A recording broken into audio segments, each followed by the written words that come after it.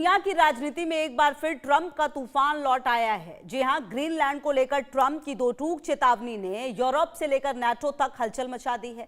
अमेरिकी राष्ट्रपति ने साफ कहा, अमेरिकी नियंत्रण से कम कुछ भी मंजूर नहीं। मतलब साफ है कि अब बात सहयोग की नहीं, दबदबे की हो चुकी है।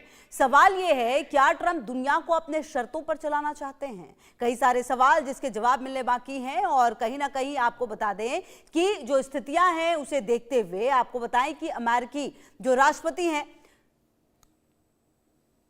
आपको बता दें कि अमेरिकी राष्ट्रपति डोनाल्ड ट्रंप ने ग्रीनलैंड को लेकर फिर बड़ा बयान दिया है। उन्होंने कहा है कि ग्रीनलैंड पर अमेरिका का नियंत्रण ना होना अस्वीकार्य है। ट्रंप ने साफ शब्दों में कहा कि नाटो को इससे अमेरिका की मदद करनी चाहिए।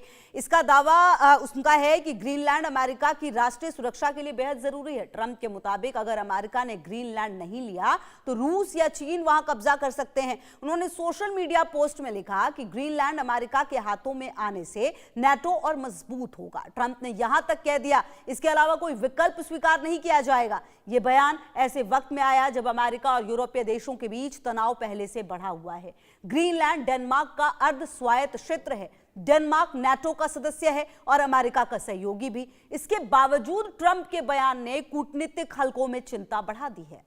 यूरोप ने इसे अमेरिकी दबाव की नई रणनीति माना है।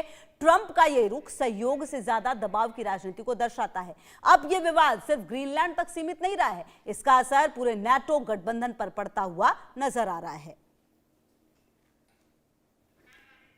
तो आपको बता दें कि नाटो पर अब भी जो दबाव है वो होता हुआ नजर आ रहा है।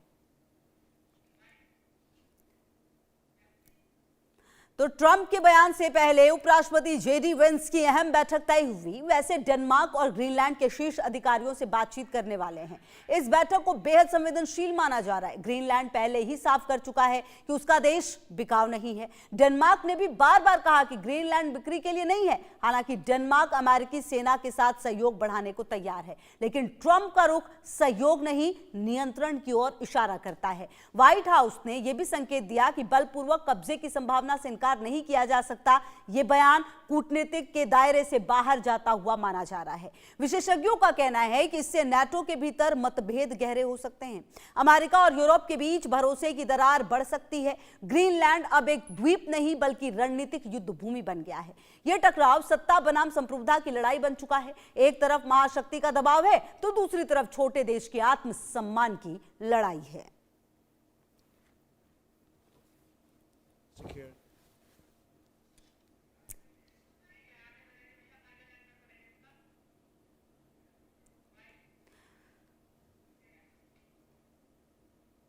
तो आपको बता दें, अजीत डोभाल का बयान सिर्फ शब्द नहीं था, वो भारत की सोच, रणनीति और संकल्प का प्रतिबिंब था। पाकिस्तान की तीखी प्रतिक्रिया यही बताती है कि बात सीधे निशाने पर लगी है। आज लड़ाई सिर्फ सीमा पर नहीं, सोच और मनोबल की भी है और इस लड़ाई में भारत पीछे हटने को तैयार नहीं है। साफ संदेश है, उकसावे का जवाब अब शब्दों से नहीं, संकल्प से दिया जाएगा।